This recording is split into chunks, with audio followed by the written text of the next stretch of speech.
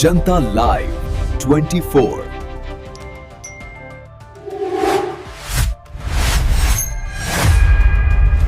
जनता live, जन choice. Varanasi में परम पूज्य बोधिसत्व बाबा साहेब डॉक्टर भीमराव अंबेडकर की जयंती के अवसर पर रन फॉर अंबेडकर का भव्य आयोजन किया गया।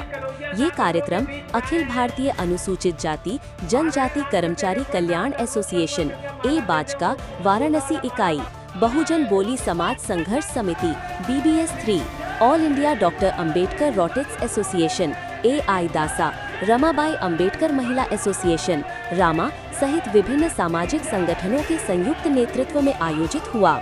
कार्यक्रम का शुभारंभ कचहरी स्थित डॉक्टर अंबेडकर स्मारक पर बुद्ध वंदना, त्रिशरण, पंचशील और बुद्ध पूजा के साथ हुआ, जिसे पूज्य भिक्षु संघ द्वारा विधिवत संपन्न कराया गया।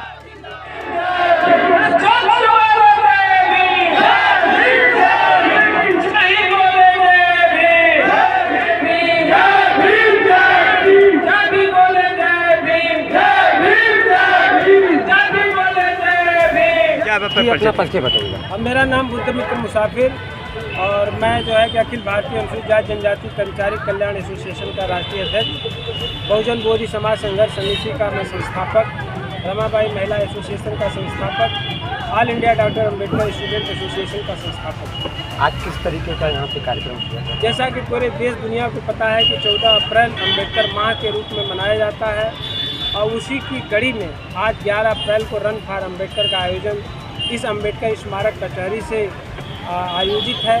और ये अंबेडकर स्मारक कचहरी से 4 बजे यहाँ से प्रारंभ होगा, जो आपके पांडेपुर, पहाड़िया, पुराना RTO ऑफिस, सारनाथ होते हुए बुद्धा बोधिसत्व अम्बेडकर इंटरनेशनल सेंटर सारनाथ फरीदपुर में जाएगा, वहाँ पर संपन्न होगा। वहाँ पर सांस्कृतिक कार्यक्रम है, गीत, डांस आदि की प्रतियोगिताएँ भी हैं और बच्चे लोग अपने टैलेंट को वहाँ पर प्रकाशित करेंगे और बाबा साहब अम्बेडकर को अपने अपनी विधा से लोग याद करेंगे। हर वर्षों के भांति इस वक्त विशेष क्या है? विशेष है कि जो रन फॉर अंबेडकर जो हो रहा है आज का दिन 11 अप्रैल को, ये रन फॉर अंबेडकर क्यों?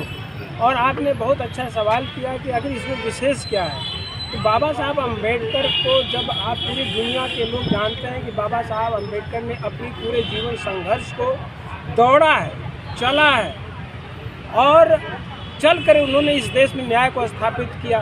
तो रन फॉर अंबेडकर जस्टिस के लिए, रन फॉर अंबेडकर समानता के लिए, रन फॉर अंबेडकर स्वतंत्रता के लिए, रन फॉर अंबेडकर आपके बंधुत्व के लिए, run for Ambedkar save of constitution के लिए, संविधान को बचाना है। इस देश में आज 147 करोड़ की आबादी, रातों रात आपके शासन सत्ता बदल जाता है, खून खराबा नहीं होता है। यह बाबा साहब अम्बेडकर के अमूल्य धरोहर जो भारतीय संविधान दिया गया वो उसके वजह से है। और हम लोग रन फॉर अम्बेडकर जो विशेष आपने कहा, मानवता के लिए, जात विहीन समाज के लिए, क्योंकि यह देश जातियों में बटा हुआ है और जातियों में इस कदर बटा है कि कोई चमार है, धोबी है, खटीक है, मुसार है, डोम है, दरकार है, लोहार है, ब्राह्मण है, क्षत्रिय। ये कोई देश है जिसमें इंसान में विभेद हो?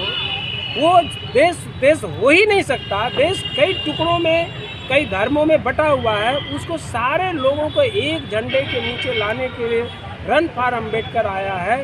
रन फॉर अंबेडकर एकता के लिए, रन फॉर अंबेडकर संविधान बचाने के लिए, रन फॉर अंबेडकर देश को एकता और अखंडता के सूत्र में बांधने के लिए यह रन फॉर अंबेडकर का आयोजन 11 अप्रैल आज के दिन हो रहा है। 4 बजे से भव्य शुभारंभ यहाँ से हो जाएगा और आप मीडिया के साथियों से अनुरोध मैं करूँगा कि आप लोग 4 बजे से इसका कवरेज स्टार्ट कर देंगे और पूरी देश दुनिया को आप लोग अपने चैनल के माध्यम से प्रकाशित क्या लगता है आपको कि बाबा साहब के सिद्धांत पे लोग आते लोग चलते हैं? बाबा साहब अम्बेडकर के सिद्धांत पर तो हम ये नहीं कह सकते कि नहीं चल रहे हैं, लेकिन चलने का जो परसेंटेज देखा जाता है और भारतीय संविधान को पालन करने के परसेंटेज पर देखा जाता है तो पता चलता है कि पूर्ण रूप में भारतीय संविधान का पालन नहीं हुआ। बाबा साहब अम्बेडकर तो चाहते थे कि कोई लैंडलेस न हो, कोई भूमिहीन न हो, एक के पास करोड़ों, आप समझिए कि हजारों बीघा खेत है, किसी के पास रहने का मकान नहीं है, तो बाबा साहब का सपना तो पूरा नहीं। तो बाबा साहब अम्बेडकर चाहते थे कि सभी को शिक्षा मिले, सबको नौकरी मिले, सबको रोजगार मिले, सबको व्यापार मिले, लेकिन ये चीज़ें अभी तक संभव नहीं है। पूंजीपतियों का बोलबाला है।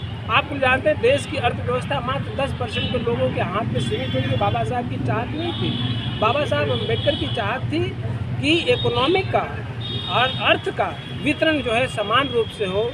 थोड़ा बहुत अंतर तो रहेगा, लेकिन बाबा साहब अम्बेडकर चाहते थे कि इस देश में राजनीतिक उन्होंने कहा था राजनीतिक समानता तो आएगी, एक व्यक्ति एक वोट डालेगा, एक वोट का एक मूल्य होगा, लेकिन इस देश में जब तक सामाजिक और आर्थिक बराबरी नहीं आती है तब तक आपका राजनीति भी अधूरा है। इसलिए कहा जाता है कि यदि इस समाज में सुदृढ़ समाज का निर्माण करना है तो आर्थिक समानता, सामाजिक समानता लाइए, तब जाकर के राजनीति की जो समानता दी गई है वो सुदृढ़ और अच्छी रहेगी। Thank you.